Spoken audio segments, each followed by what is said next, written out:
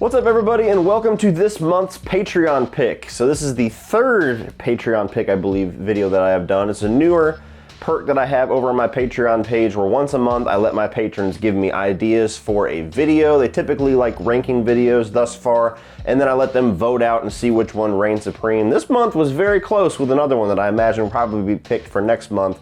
But this month's Patreon pick is the top 10 horror remakes. So those of you guys that know me, that have followed my channel for a long time, know that I get a lot of flack because I tend to really like remakes to some of the classic horror films out there. Some of the horror films that I did not actually grow up watching, I tend to prefer the remakes. So this might be a list that might be controversial, it might not, I'm not sure, but there's a lot of movies on here that I think are fantastic. There's a lot of them that are just hailed by all horror fans for the most part, and there's a few on here that I actually think are pretty underrated that I'm happy to give a little bit more prominence in my top 10. So, with that being said, if you want to join in on the fun with all of my other patrons, check the video description below for the link to my Patreon page. It's the best way to help out this channel, to give this channel some financial support that sometimes YouTube doesn't do the best job with, and you get cool exclusive perks like being able to vote in things like this and some other cool things that you can check out on Patreon in all of the perk descriptions. So thank you so much for your consideration in that. Also, like and share this video if you enjoyed it, and hit that subscribe button if you're not one of my awesome subscribers already.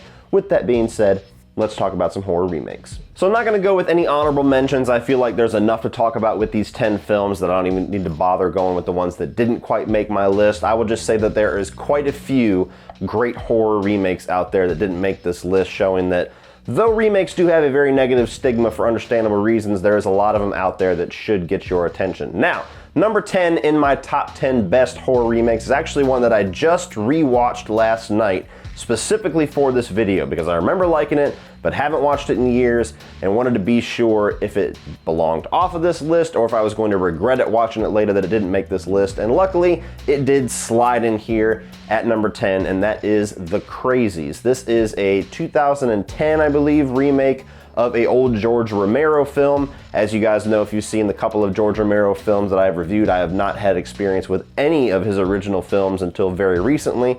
So this is a remake that I have not seen the original film with. You're gonna hear that a couple times in this video. But what The Crazies does great is that it takes a very simple concept that for all intents and purposes is like the skin of a typical zombie apocalypse movie, but it does things in a more grounded, realistic, and in some ways scarier manner than the zombies, the supernatural side of things. This is essentially a movie about a government fuck-up that infects this town with this bioengineered weapon that turns people into very angry crazies, quite literally, where the title comes from. And then you have Timothy Olyphant as the sheriff, who's kind of like your main character along with his wife, basically just trying to survive and get out of this town before they Raccoon City this bitch.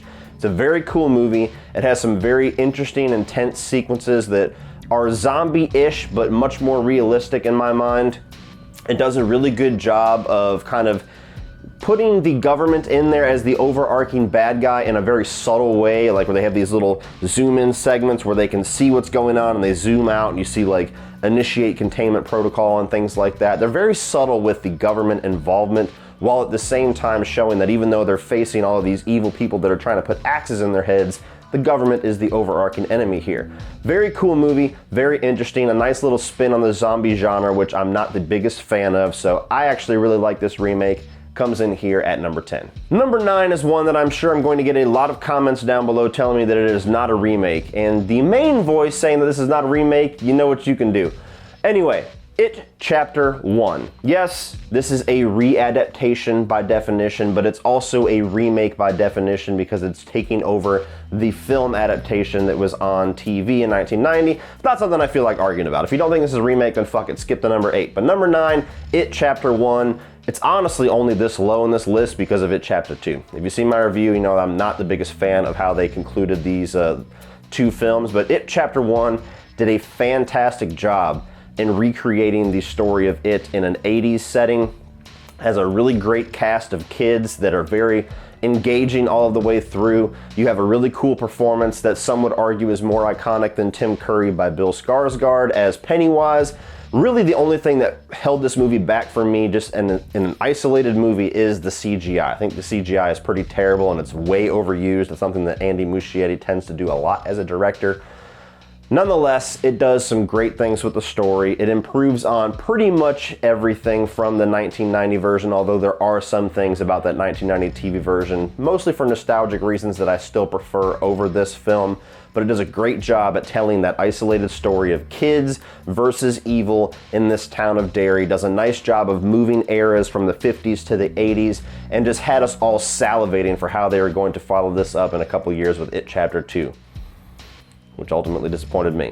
Number 9, It Chapter 1. Number 8 is going to be Friday the 13th from 2009, I believe. This is my favorite of the Friday the 13th films. Yes, a lot of you have already clicked off the video with me saying that, but you know what? As somebody that did not grow up with the Friday the 13th films, a lot of those films are glorified B movies to me, which is not a bad thing. It certainly knows what genre it's in, and they do it with every single movie. I mean, you look at things like The New Blood, they know what genre they're in. But for a film franchise that I've never been the biggest fan of, to me, this movie does everything that I personally want from a Friday the 13th fan. And maybe that's just me. I know I'm on an island with this. But Friday the 13th, the remake, has what I think is the most terrifying and badass portrayal of Jason by Derek Mears. I hope to God he comes back for whatever they end up doing in the next decade after they get out of the courtrooms. I think that the kills are awesome. This is where I divide from a lot of people that dislike this movie. I actually really enjoy the main cast of characters here. Even Trent. I think that Trent is hilariously douchebag. I think that it's intended to be that way. A lot of people just got annoyed by him, or I actually really enjoy how much of a dick that he is. I love the way that they kind of implement pieces of story of the first 4 films or so together into this one, which tells you the story's never really been a focus of these movies, which again, they know what genre they're in. But to me, this really works. It works in capturing what a Friday the 13th film goes for. To me, it has all of the pieces there for what I expect from a Friday the 13th film. And really just being put over the top with that portrayal by Derek Mears. This is my favorite Friday the 13th film and had to make it on this list somewhere, and it's here, number 8. Number 7 is a remake that I think deserves way more love than it gets, and that is Fright Night. Now, don't get me wrong. This doesn't hold a candle to the original. The original is probably my second favorite vampire film of all time. It is an 80s horror comedy classic. For many people, it's untouchable. I understand that. But I think that this remake actually respects that original movie a lot and does some really cool things with going in a modern direction. First of all, you have Charlie Brewster, played by the late Anton Yelchin, who is kind of more of the popular guy in this one, where his friendship with Evil Ed is kind of more of a point of contention, which is something different. Honestly, the casting of Evil Ed is the only thing I don't like. I don't think McLovin does a very good job. But moving on beyond that, it's just the fact that it's a different version of this classic character. The fact that his relationship with his new girlfriend is kind of being this point of contention for his best friend. You insert Jerry, who I think is actually played very well by Colin Farrell. It's very different than Chris Sarandon's performance, which I think is necessary. It kind of brings all of this to a head, and it makes it to where he has to alter his life in the midst of this little vampire pandemic going on in this small town. I think that there's very modern comedy that's done very well. I love David Tennant as this very different version of Peter Vincent, and again, doing something different. I respect when a remake to a classic film takes that classic film and goes in a different direction. There's no reason to just follow the template that original film held out, because we already have that film, it's proven, it's loved, and you're gonna shoot yourself in the foot. Fright Night is one of those remakes that takes the elements, takes the characters, does something different with it, modernizes it, and to me is just a very entertaining, different version of this story of a kid trying to pair up with this big personality to take down this vampire in a modern town that nobody obviously believes that vampires are real. I think it's a very entertaining movie that, yes, is not as good as the original, but what movie would be? I think it deserves more of attention. I think it deserves a rewatch for some of you that really disliked it or have not given it a chance. It is up here on this list at number 7. Number 6 is going to be Let Me In, which is the remake of Let the Right One In. Another movie on this list that I have yet to watch the original film. I bought it on Blu-ray, but at the time that I watched this remake, I was in a very stubborn point in my life where I did not like watching foreign films. That has changed. I just haven't had a chance to check out the original film yet. But what Let Me In does great. And I can't really compare this to the original film, although I hear for the most part it's shot for shot-ish. I think that Matt Reeves does a great job at just harnessing the story of this very young love and manipulation going on between these two characters, where one is this very bullied, isolated, alone little boy, and you have this vampire who has lived for presumably hundreds of years that is stuck as a child, but mentally is an adult. And I've heard by Brian Lomax that the original does a lot darker and more sinister things with the manipulation side of things, but I believe this film does do a good job at kind of making you conflicted with this relationship, where you feel so bad for this main character, this little boy, and just has this horrible life that even though he's pairing off with a monster, a literal killer, and is going to be going down a path in life that is obviously going to be a very dark path, especially by the end of it with the note that it leaves on, you almost want him to be pushed into that path because what he's leaving is just dark in itself. When you get to like the famous pool scene where all these bullies are basically getting ready to kill this kid to some degree, and then all of a sudden she just comes in and just rips him to shreds in a very cool, well-directed scene. That's stuff that you just want. You know, you very rarely see bullies in films get theirs, and this is a film that really gives them theirs. This movie just takes a very interesting, unique direction with a vampire film. You know, vampire films are usually much more bombastic, a little bit more flashy, a little bit more fun. You get into this and it's just a very dark, depressing take on the life of a vampire, the manipulation that's involved with finding a caretaker. Like Richard Jenkins' character, the whole twist involved with who this guy actually is just brilliant and sickening, and is the one spot where you're like, oh my God, Owen needs to get out of there because Abby's gonna fuck his life up. But at the same time, they have such great chemistry as kids. I just love what this movie does. I don't want to go into a full review of it. I'm sure it's something that I'll review at some point, but as a film, not even just as a remake, as a film, I just think that it does some brilliant things with the genre, some great performances, and just does something that's so unique in a genre, subgenre that I love, that I'll always appreciate the hell out of it, and here it is at number 6. Number 5 is the Texas Chainsaw Massacre, which, just like Friday the 13th, this is my favorite of the Texas Chainsaw Massacre franchise, and another half of you just clicked off of this video.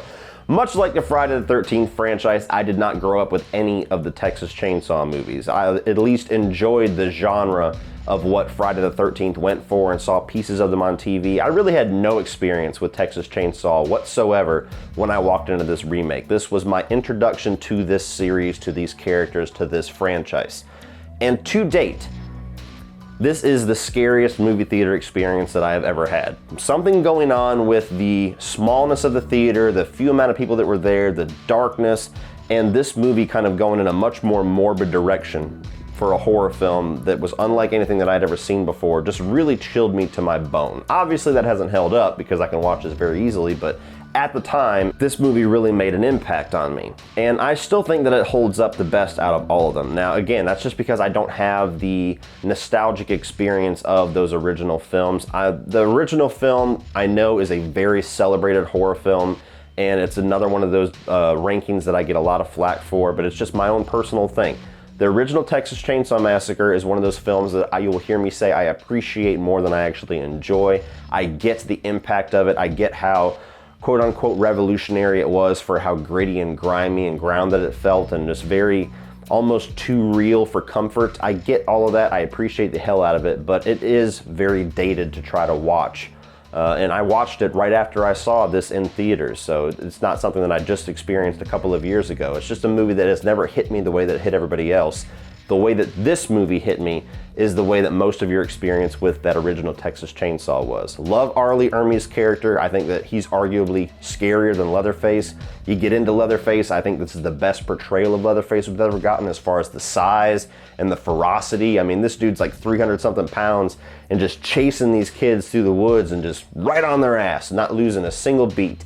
All of the different characters being revealed to being pieces of this family makes sense to me, because even though this is one of those, you know, script writing faults of writing stupid characters, Jessica Biel never really travels that far. Every time she runs away from Leatherface, she goes like 200 feet and then finds somewhere to hide, and it's always somebody else in this community that's a Hewitt family.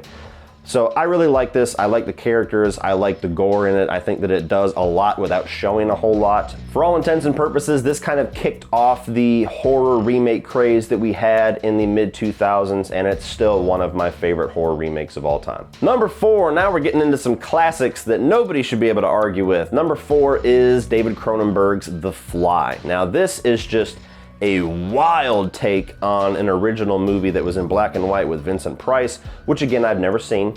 This is the only experience I have with The Fly, and it's probably the only experience I'm gonna have with The Fly. This is a movie that just takes body horror to another dimension, really. You have Jeff Goldblum in the lead role, and just a great performance from him, and kind of showing the kookiness of this character, which is just a total Jeff Goldblum staple, but also showing the tragedy of this character as he kind of gets consumed by his experiment, which quite literally he becomes, where he's accidentally locked into this transportation pod with a fly, and then slowly throughout the film his body starts to kind of morph into a literal fly. His relationship with Gina Davis is tragic, but they have really good chemistry with each other. There's some body horror and some gore in here, like vomiting on the dude's hand and everything. That's just great. David Cronenberg is the king of body horror.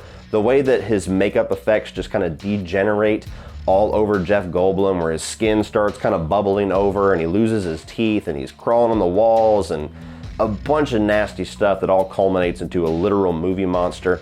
This is one of the greatest horror films of all time, and by default, one of the greatest horror remakes of all time. Number 3, it's Raining Blood in Evil Dead, another remake that is actually my favorite of the franchise. I might not be getting a whole lot of new subscribers from this video, I'm realizing that right now, but Evil Dead is a franchise that I do enjoy, and I did grow up with some of the movies, some of the original movies at least, especially Army of Darkness, so it's not quite the same case as Texas Chainsaw and Friday the 13th.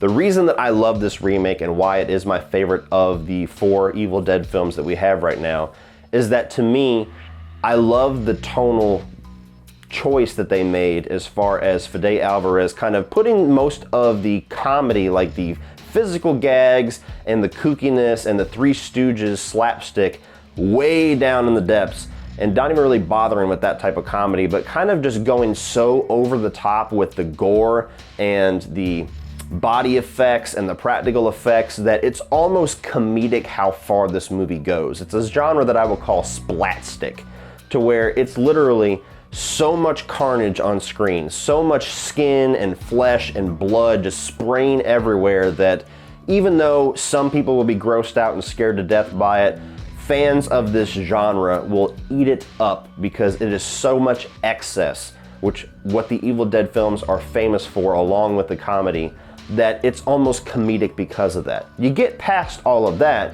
and at its core, it's just the best story of any of these films, where you have these group of friends that's trying to get their drug-addicted friend to detox. So they take her to this cabin in the woods, total isolation, and they kind of make a pact to not let her leave until the drugs have left her system. And unfortunately, they pick the haunted woods, where this bitch comes out and basically takes over the body of the main character, Mia.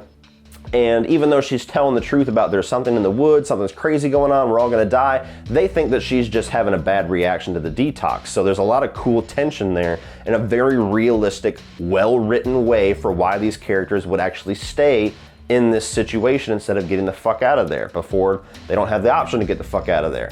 Beyond that, I think that does some really cool things with taking what the original Evil Dead did and kind of some of those classic iconic scenes, like the coming out with the door on the floor and recreating some of that and doing it in a modern way. And I love the way that Mia kind of becomes, by the end, the protagonist and kind of becomes your Ash character, to where the whole movie, by the third act, you're like, who's gonna be Ash? Who's gonna be the character? Who's gonna be the hero? And when it becomes her and you have this metal as fuck climax where literal blood is raining down, this demon crawls out of the ground, she has to tear her own arm off and shove a chainsaw down its throat. That is just so awesome. And stuff like that, when you put all that together, there's no way this movie was not making at least my top 5, and it cracked the top 3. Number 2, oh boy.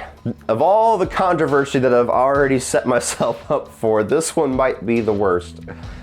Dawn of the Dead. Now, again, This is a recurring theme here. I did not grow up with the Romero films, and by default, I'm really not a fan of the zombie subgenre. There's very few zombie films that I will genuinely say I love. Now, I've seen quite a few, most of the Romero films by now. Yes, I will be continuing that review series very soon. But before all of that, Dawn of the Dead was one of my first major introductions to the zombie genre because the few that I had seen before that just didn't really do it for me.